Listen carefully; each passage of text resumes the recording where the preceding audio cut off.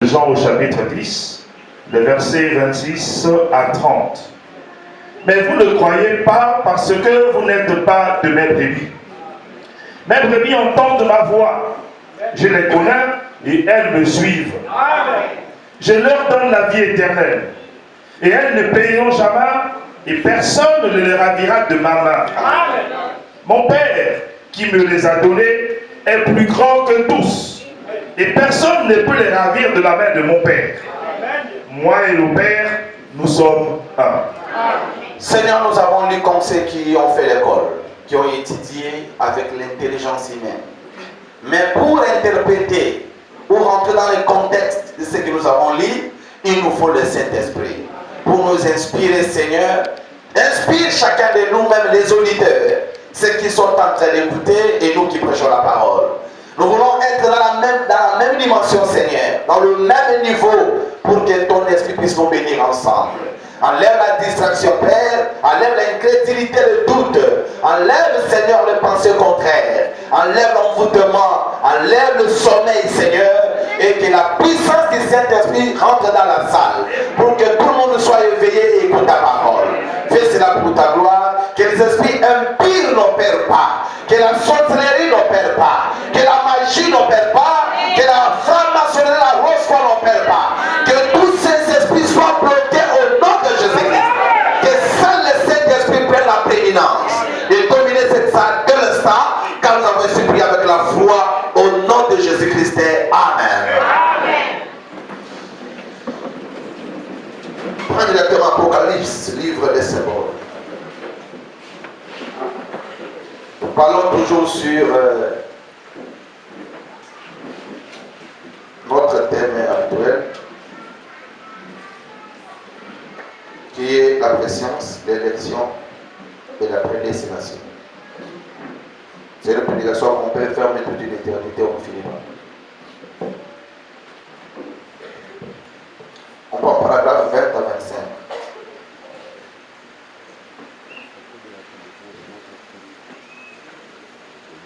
Nous lisons dans la brochure Apocalypse, livre des symboles, prêché le 17 juin 1956, et nous lisons à partir du paragraphe 20 jusqu'à 25. Parfois, vous aurez un petit penchant pour l'élection. Et c'est la raison pour laquelle je me suis détourné ce matin de Pierre. Parce que ces derniers temps, ici, je frappe très fort sur l'élection. N'est-ce pas? Et je pense qu'il faudrait que je m'en éloigne un petit peu. Parce que vous penseriez, je ne veux pas aller vers des sémences quand il n'y a rien. Amen. Mais la chose à laquelle je pensais ici, c'est que quelqu'un dit, frère Branham, si Dieu, bon, l'élection, oui, s'il appelle par l'élection, eh bien alors, oh là là, comment être négligent et qualifié? Allez-y, mon bien-aimé. Et avant que vous ayez quoi que ce soit à faire avec cela, oui, il vous a choisi. Avant qu'elle-même tu prennes la décision de suivre le Seigneur. Aujourd'hui, tu penses non, c'est normal, moi je pars à l'église, j'ai chrétien. Non, ce n'est pas cela. Ce n'est pas le fait de venir à l'église aujourd'hui qui fait de toi un enfant de Dieu. Dieu t'avait élu même quand tu étais dans les boutiques. Dieu t'avait élu même quand tu étais dans les bars, dans les hôtels. Là, alléluia. La raison pour laquelle tu n'es pas mort par cet accident-là, parce que tu étais un païen, tu ne connaissais pas Dieu et tu étais sans de lui. Alléluia.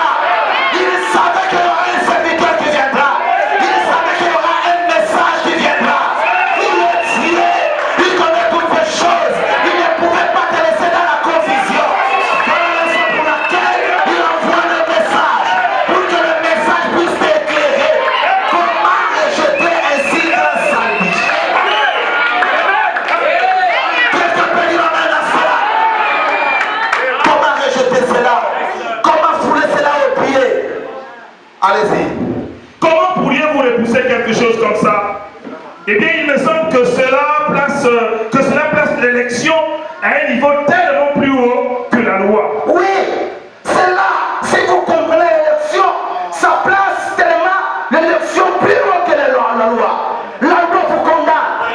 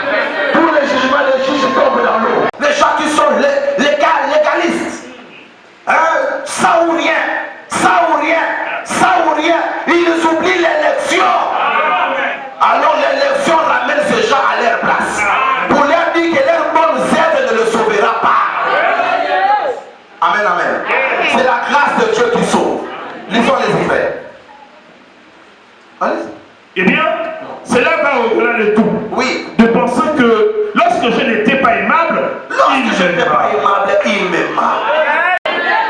Souvenez-vous de cet homme qui avait organisé une fête et qui avait envoyé l'invitation à tous les érudits, à tous les grands sons, des grandes classes pour venir répondre.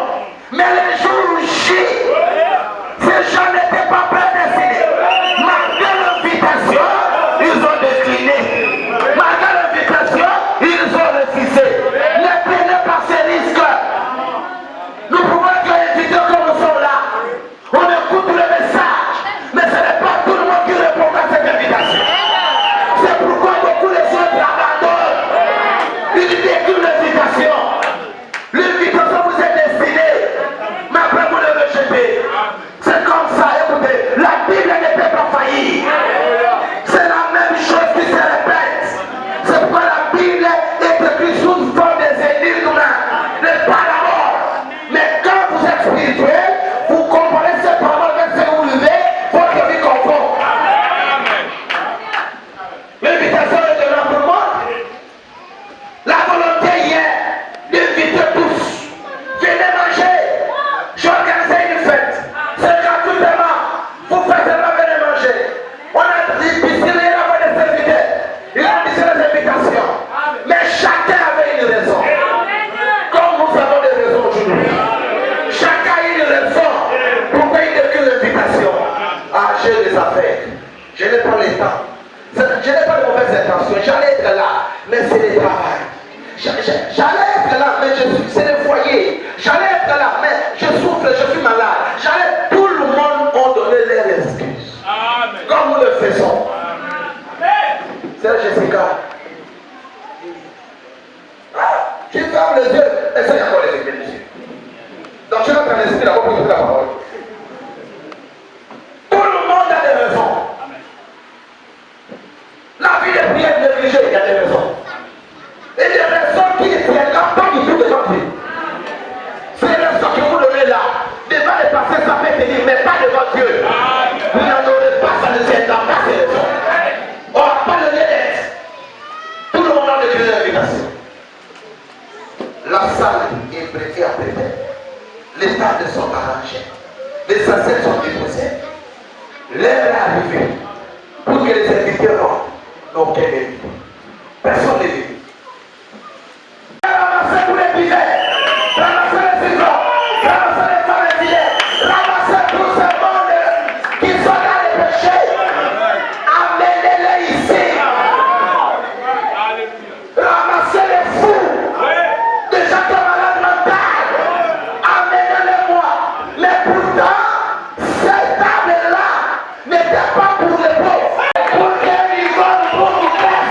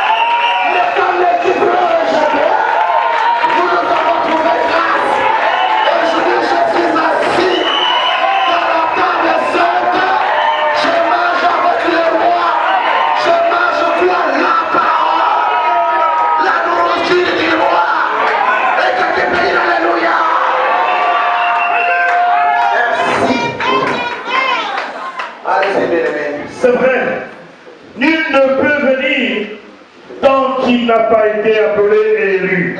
Il dit ici, la fontaine est gratuite pour tout le monde.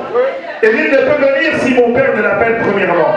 Et alors, quand le coup retentit, il dit, je t'invite à venir et à souper avec moi. Venez mes enfants. Comment pourriez-vous repousser cela? Comment pourriez-vous repousser? Vous n'avez rien payé, c'est gratuitement. La parole est gratuite, ça ne vous coûte rien. Mais tu as du mal à quitter les rues ici. Dans l'ancien temps, les gens faisaient des kilomètres. Des kilomètres, j'ai dit, pour aller justement écouter la parole de Dieu. Frère Branham me dit, cette reine de midi jugera beaucoup ici. Vous qui êtes assis là, qui ont des raisons bidons, sachez que le jour du jugement, vous allez rencontrer sur votre chemin la reine de midi, qu'on appelle la reine de Séba. Imaginez, elle n'était pas une femme d'affaires comme toi. Il n'était pas une femme d'affaires comme toi, frère. Il était une reine. Une reine, c'est quand même président de la République. Qui dépasse le président dans les occupations? Qui lui dépasse? Qui peut être plus occupé que le président? Il doit gérer tout le pays. Tous les appels, il reçoit.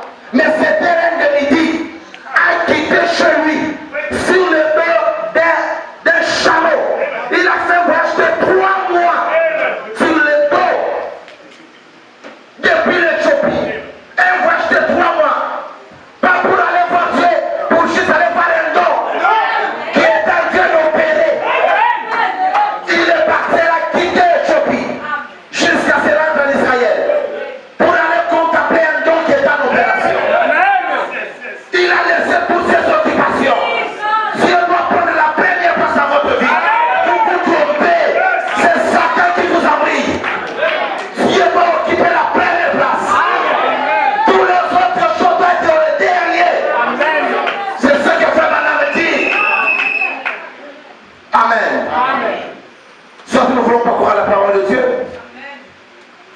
Ou soit moi je crois que les gens qui pensent que dès que vous commencez à avoir des moyens, où Dieu commence à vous bénir, je souvent dit aux gens, pour voir un frère sérieux, une sœur sérieuse, c'est quand il est béni.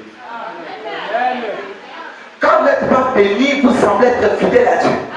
Tu attends l'église, les consécrations tu y es, le prière tu y es, mais attendant que Dieu souffle un peu la bénédiction.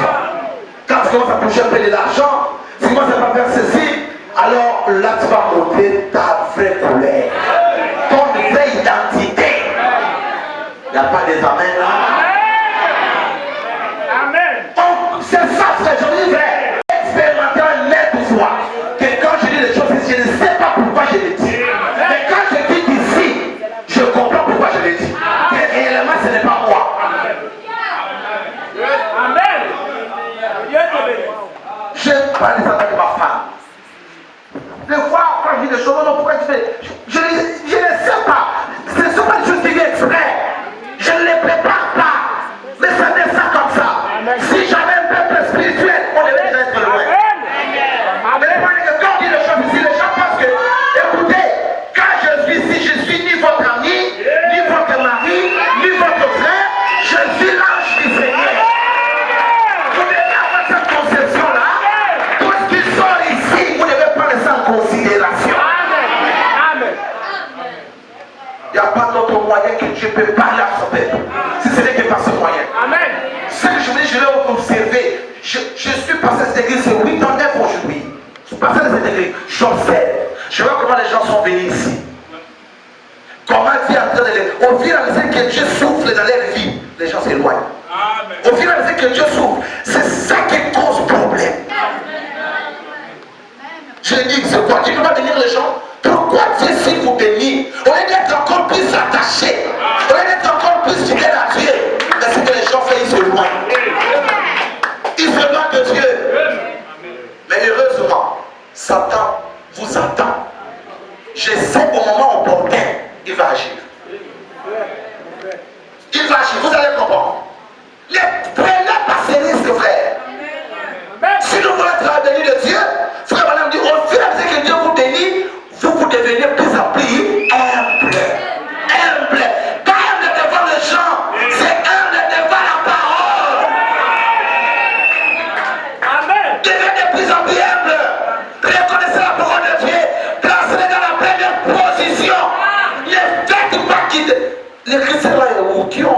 hier. Ce qu'on a parlé que mettait la prière en première position. Les vases qui étaient là, c'est laquelle écriture? Qui peut me rappeler? Lisez ça. Les témoignages de quel livre? On revient là où on était, on va arriver. Pourquoi mon travail interpellé? Allez-y, frère. Si vous croyez que Dieu a envoyé le pasteur Odès, oui, cherchez le royaume de Dieu aussi vite que possible et entrez-y. Car c'est l'unique lieu de refuge que nous avons aujourd'hui. Le monde touche à la fin de l'âge. Vous n'êtes en sécurité comme Christ. Je ne dis pas cela pour vous effrayer. Je le dis avec autant de bon sens que je sais que je me tiens ici à cette chair et que je le dis. Mais mon cœur a été ému pendant un temps. Et je sais que nous sommes prêts pour quelque chose. Eh bien, venez. Et vous les chrétiens, ne restez plus dans cet état de tiédeur. Qui est chrétien ici? Maintenant, vous dites quoi? Pourquoi vous devenez tiède? La position tiède, c'est une mauvaise position. Écoutez, chacun de ça ici, n'accomplissons pas la prophétie du côté négatif. La prophétie dit, dans l'âge de la Odyssée, dans notre âge, les gens seront ni chauds ni froids. C'est-à-dire que les gens seront ni chrétiens ni païens. C'est votre état. Vous êtes mis au milieu. Parce que quand vous cherchez au côté des véritables chrétiens, vous n'y êtes pas. Bon, placez-vous vous-même. Quand vous vous regardez, est-ce que tu crois que personne n'est pas chrétien? Qu'est-ce qu'un chrétien? C'est l'homme Frère Branham. Frère Branham dit, celui qu'on appelle chrétien ou croyant à l'église, tous les jours, dès que les portes de son église sont ouvertes, il va être le premier à rentrer. Alors occuper sa chaise. Car c'est son poste de vie de foi. Sa présence est obligatoire dans chaque réunion. Sa présence est obligatoire. Il doit être là. Deuxième chose, c'est celui qui prie pour son église. C'est celui qui paie ses dîmes et ses offrandes. C'est celui qu'on appelle chrétien avéré. Mais toi, je ne remplis pas ces critères. Il y a l'église qui est le dimanche. Pourtant, Dieu ne parle pas que le dimanche. Dans ta chair physique, pour être en bonne santé, tu manges tous les jours. Il y a des gens ici même qui ont programme les jeunes là, où c'est l'estomac. C'est mercredi, les jeunes commencent. Pour toute l'église. Les mercredis à vendredi. Les jeunes. J'ai l'estomac. Tu n'auras pas l'estomac. Tu vas gêner. Il ne supporte pas la faim. Dès que ça arrive à 14 ans, les gens commencent à garder parce que je ne peux plus l'estomac m'embête. C'est la faim.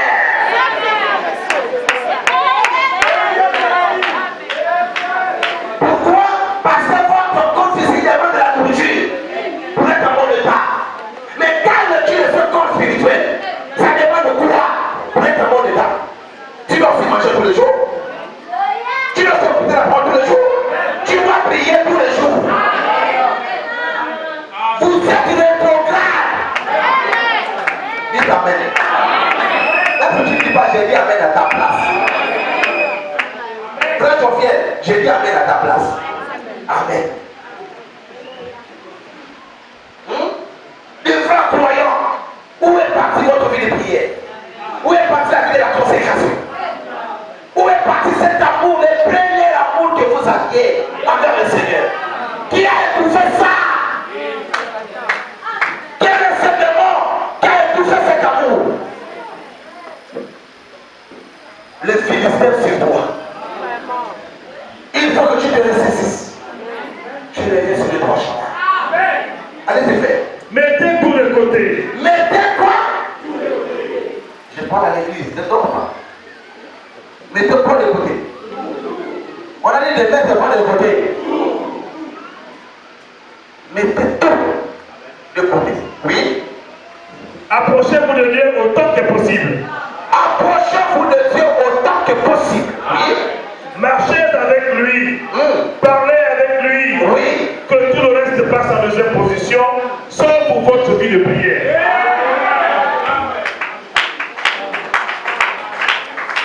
Qu'est-ce qu'on a dit? Que tout, y compris le travail, y compris le travail, y compris l'école. Qu'est-ce qui doit être en première position? Bon, qui croit ici qu'il a mis la vie de prière en première position, lève la main. L'église est là. Seigneur, tu es témoin. Qui croit qu'il a mis la vie de prière en première position et que les autres sont en seconde? Lève la main. Je vais voir. Mais c'est pour manquer Dieu ici.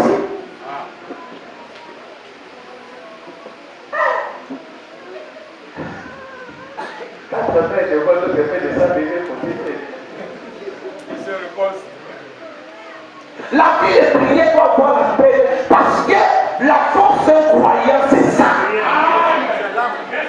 Que ce que je veux dire ici, vous n'avez pas la vie de prière, c'est de l'église. Tout ce que vous faites là, c'est d'être, comme j'ai dit, c'est d'être des vivants qui sont restés. Il n'y a plus rien. Parce qu'on vous a arraché ce qui est important. On vous a arraché. La vie de prière, c'est comme le moteur. On vous l'a arraché. C'est pourquoi perdez tout, ne perdez pas la vie de prière.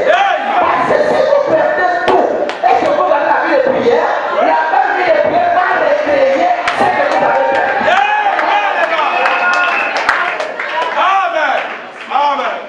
Mais c'est ce que nous acceptons de façon. Nous acceptons de les savoir tout, mais nous perdons la vie de prière. Pas honte de quitter ce soir pour vous répandre de vos péchés. Quand vous avez mal agi, vous verrez votre frère, verrez votre sœur, puis pour moi je fais quelque chose qui n'est pas bon. J'ai péché contre Dieu et contre sa parole. Vous n'aurez pas honte. Et quand Dieu voit votre cœur, c'est là ce moment qu'il répand le sang sur vous. Allez-y. Vous remarquez ces péchés. Un pécheur est un pécheur. Oui. Il ne commet pas de péché. Oui. Mais l'Église commet. Alors si tu es un enfant de Dieu, tu vas reconnaître. C'est là où Jésus a dit que mes brebis écoutent ma voix et me suivent. Allez-y, frère. Il ne va pas nous prendre et nous donner une fessée parce que nous avons fait une erreur. Non, pas chaque fois que Dieu frappe. Pas chaque fois que vous faites une faute, Dieu doit vous taper au-dessus. Même vous, méchants que vous êtes, vous ne faites pas ça à vos enfants. On interpelle avant l'enfant. On sensibilise. Souvent, c'est ce que des fois qu'il faut dire, qu'il faut peut-être aussi enseigner, même à ceux qui sont en route. Chaque fois qu'on interpelle quelqu'un, on est obligé de l'arrêter ou de lui donner des amendes. Leur travail pour moi, c'est de sensibiliser. C'est pour ça qu'ils sont là. Sensibiliser d'abord. Vous les interpellez la première fois, non. Tu vois, quand vous les interpellez, pourquoi vous portez des habits comme ça? Oh, Meda. Meda aussi portait des habits qui étaient au-dessus des genoux. Oh, Meda n'était pas le modèle de l'âge. Le modèle de l'âge était William Mario Branham. Meda était son épouse. Meda était une brebis comme tous les autres. Ma femme, c'est une brebis comme vous. Quelqu'un peut dire amen à cela. Vous ne pouvez pas ma femme comme modèle. Parce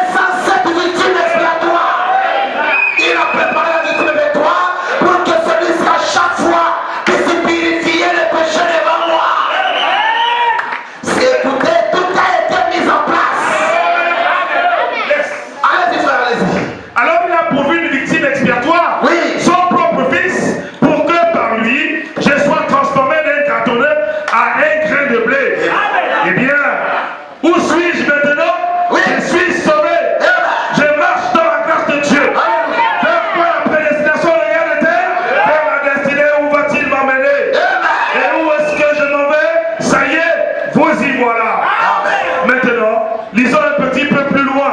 Ensuite, nous serons obligés de terminer incessamment.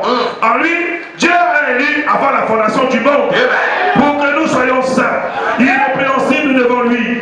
Nous ayons prédestinés à l'adoption, prédestinés dans son amour à être ses enfants d'adoption par Jésus-Christ, selon le bon plaisir de sa volonté.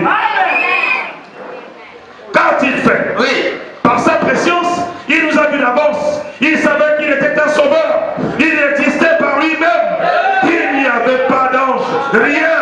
Seulement Dieu, Elohim, celui qui existe par lui-même. Il n'y avait que lui seul. Mais en lui, il y avait l'attribut du sauveur. Eh bien, que va-t-il sauver? Il n'y a rien de perdu. Parce qu'il était le sauveur, il était le guérisseur, il était tout en tout. Alléluia. Toi tu n'existais même pas, alors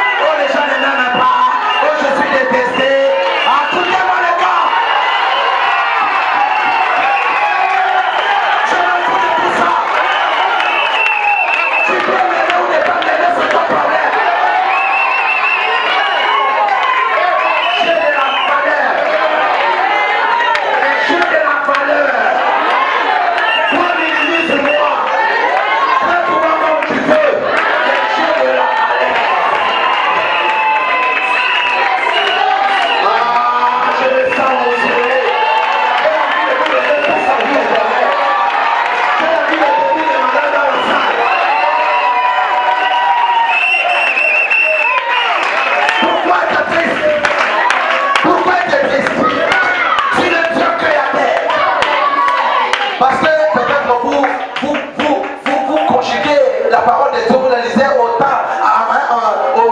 en pluriel. La parole de Dieu c'est au singulier. C'est pour vous.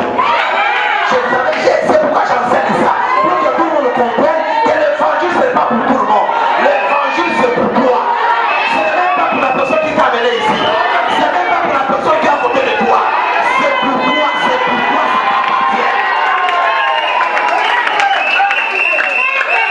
Le seul moyen pour moi de le sauver, Oui. Ce sera de descendre moi-même et d'être péché. Je prends le péché de l'homme sur moi. De prendre le péché de l'homme sur moi. Et de mourir pour lui. Si Jésus a pris mes péchés sur lui, toi tu y es qui pour faire sortir les silences de mes péchés? Qui est-tu de Dieu tes péchés alors que Jésus de sa propre volonté est descendu a pris mes péchés à lui faire? Il a mis faire au règne de mes souffrances.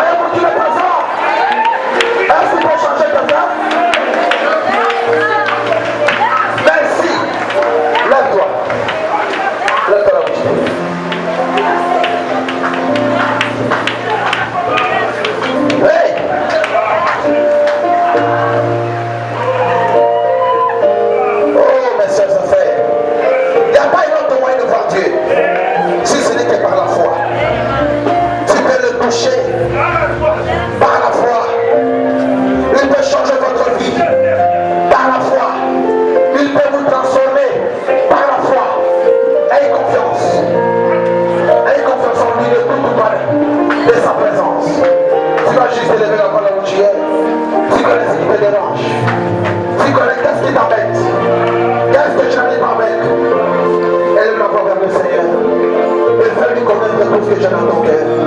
Il sonde le cœur et le rein. Il voit ton cœur. Il est celui qui permet la transformation et les changements. Prie le Seigneur la routine. Prie le Seigneur